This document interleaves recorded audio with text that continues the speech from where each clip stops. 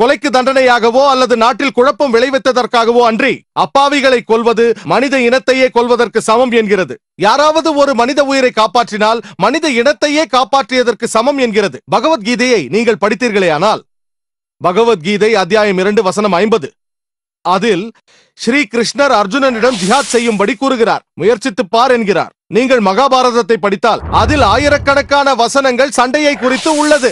ஆயிரக்கணக்கான வசனங்கள் குரானில் இருப்பதை விட அதிகப்படியாக அதில் உள்ளது. பாண்டவர்களுக்கும் கௌரவர்களுக்கும் இடையே நடக்கும் போரை பற்றிய காவியம்தான் மகாபாரதம் என்பது உங்களுக்கு தெரியும்.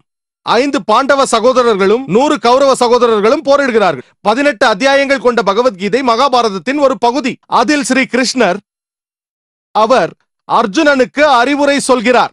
அர்ஜுனன் சொல்கிறான் பகவத்கீதை அத்தியாயம் 1 வசனங்கள் 42 முதல் 46, நான் எனது ஒன்றுவிட்ட சகோதரர்களுடன் சண்டை போடுவதற்கு பதிலாக நிராயுதபாணியாக கொல்லப்படுவதை விரும்புகிறேன் என்கிறான். ஒன்றுவிட்ட சகோதரர்களுக்கு எதிராக போரிடுவதை காட்டிலும் நிராயுதபாணியாக இறப்பது மேல் என்கிறான். உடனடியாக ஸ்ரீ கிருஷ்ணர் அவர் என்ன சொன்னார் தெரியுமா? அத்தியாயம் 2 வசனம் 2 3 வரை, இப்படிப்பட்ட தவறான எண்ணம் உன் மனதில் எப்படி தோன்றியது என்றார். இது பாவமானது. நீ எப்படி ஆண்மையற்றவனாக மாறினாய் என்றார். உன் இதயம் எப்படி கோழையானது. இது போன்ற சிந்தனைகள் ஆண்மையற்றது என்று ஸ்ரீ கிருஷ்ணர் சொல்கிறார். இவை கெட்ட சிந்தனைகள், பாவமானது.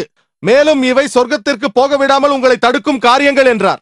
அதன் பிறகு பகவத்கீதை அத்தியாயம் 2 வசனம் 31 33 அது சொல்கிறது, ஸ்ரீ கிருஷ்ணர் அர்ஜுனனிடம் சொல்கிறார், சண்டையிடுவது ஒரு சத்திரியனின் கடமை என்று சொல்கிறார்.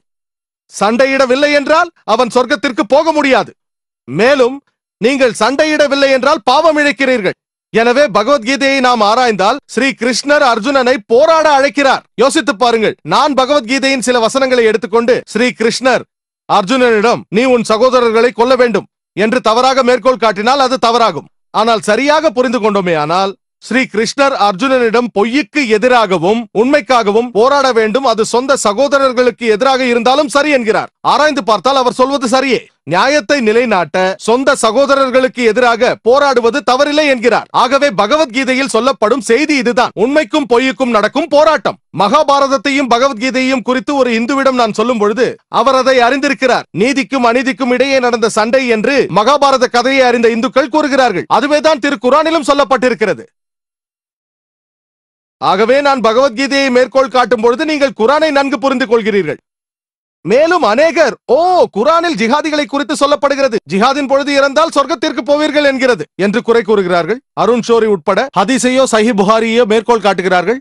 பாகம் 4 ஜிஹாத் என்னும் பாடத்தில் அத்தியாயம் 2 ஹதீஸ் எண் 46 அதில் முஜாஹித் என்பவர் அல்லாவின் வழியில் தன்னைத்தானே அர்ப்பணித்துக் கொண்டவர் யார் என்று அல்லாவுக்கு தான் தெரியும். மேலும் ஒரு தீர்க்க தரிசனம் உள்ளது, ஒரு முஜாஹித் போர்க்களத்தில் இறந்து போனால் அவர் நேரடியாக சொர்க்கத்திற்கு செல்வார் என்று. ஆனால் அவர் திரும்ப வந்தால் இறக்கவில்லை என்றால் போரில் கிடைத்த கனிமத்து பொருட்களோடு திரும்புவான். இந்த ஹதீஸும் குரானின் அநேக வசனங்களும் தவறாக விமர்சிக்கப்படுகிறது. எனக்கு ஆச்சரியமாக உள்ளது, இந்து விமர்சனையாளர்கள் எப்படி இப்படி கூறுகிறார்கள்? அவர்கள் பகவத்கீதையை படிக்கவில்லையா? மகாபாரதம் படிக்கவில்லையா? ஸ்ரீ கிருஷ்ணர் தாமாகவே பகவத்கீதையில் சொல்கிறார் அத்தியாயம் 2 வசனம் 37, ஓ அர்ஜுனா, குந்தியின் மகனே, நீ எழுந்து போர் செய். போர்க்களத்தில் கொல்லப்பட்டாலும் பெரிய காரியம் அல்ல, நீ சொர்க்கத்திற்கு செல்வாய். நீ வெற்றியோடு திரும்பினாய் என்றால் இந்த உலகத்தில் இருக்கும் செல்வங்களை நீ பெறுவாய் என்கிறார். ஹதீஸிலும் அதேதான் உள்ளது. ஆகவே கிருஷ்ணர் அர்ஜுனனை பார்த்து நீ போரிடு, இறந்து விட்டால் பிரச்சனை இல்லை, சொர்க்கத்திற்கு செல்வாய். நீ வெற்றியோடு திரும்பினால் உலகத்தின் செல்வங்கள் உனக்கு கிடைக்கும் என்கிறார். சஹி புகாரியும் அதேதான் சொல்கிறது, குரானும் அதேதான் சொல்கிறது. ஆகவே நாம் வேதங்களை படித்து ஒருவரை ஒருவர் நன்கு புரிந்து கொள்ள வேண்டும். ஆகவே இஸ்லாம் போரிடுவதை கடைசி பரிகாரமாக கையாள கட்டளையிடுகிறது. தற்காப்புக்காகவோ அடிமைத்தனத்தை ஒழிப்பதற்காகவோ போராடலாம், இல்லை என்றால் இல்லை. ஜிஹாத் என்றால் கடுமையாக முயற்சிப்பது. உங்கள் இரண்டாவது கேள்விக்கு வருகிறேன். அதிக முக்கியத்துவம் வாய்ந்தது எது? நாட்டின் சட்டங்களை கடைபிடிப்பது முக்கியத்துவம் வாய்ந்ததா அல்லது இஸ்லாத்தின் சட்டங்களை கடைபிடிப்பதா? உங்கள் கேள்வி எப்படி இருக்கிறது என்றால் நீங்கள் முதலில் யாருக்கு சொந்தம், தாய்க்கா தகப்பனுக்கா என்பது போல் இருக்கிறது. சகோதரரே, நான் வாழும் நாட்டின் சட்டம் பெரிதா இல்லை என்னை படைத்த இறைவனின் சட்டம் பெரிதா என்று நீங்கள் என்னை பார்த்து கேள்வி கேட்பீர்களே. ஆனால் இறைவன் தான் முதன்மையானவன். அவன் வகுத்த சட்டங்களை பின்பற்றுவதுதான் மிக முக்கியமானது. வேற எந்த சட்டமும் முக்கியமில்லை. தாயாக இருக்கட்டும், தந்தையாக இருக்கட்டும், அல்லது நாடாகவே இருக்கட்டும். ஆனால் நான் ஒரு இந்தியன். எனக்கு தெரியும், இந்திய அரசியல் சாசனத்தில் எந்த ஒரு சட்டமும் இந்தியாவின் எந்த முஸ்லிமும் இஸ்லாத்தை கடைபிடிக்க தடுக்கவில்லை. உலகத்தின் சில நாடுகளில் உள்ளது போல ஒரு பிரஜை தான் பின்பற்றும் மதத்தையும் மார்க்கத்தையும் போதிக்கவும் அதை கடைபிடிக்கவும் இந்திய அரசியல் சாசனத்தில் அனுமதி வழங்கப்பட்டிருக்கிறது. அதைத்தான் நான் செய்கிறேன். இந்தியாவில் எந்த ஒரு சட்டமும் இஸ்லாம் எனக்கு விலக்கியிருக்கும் எந்த ஒரு காரியத்தையும் செய்யும்படி நிர்பந்திப்பதாக இல்லை.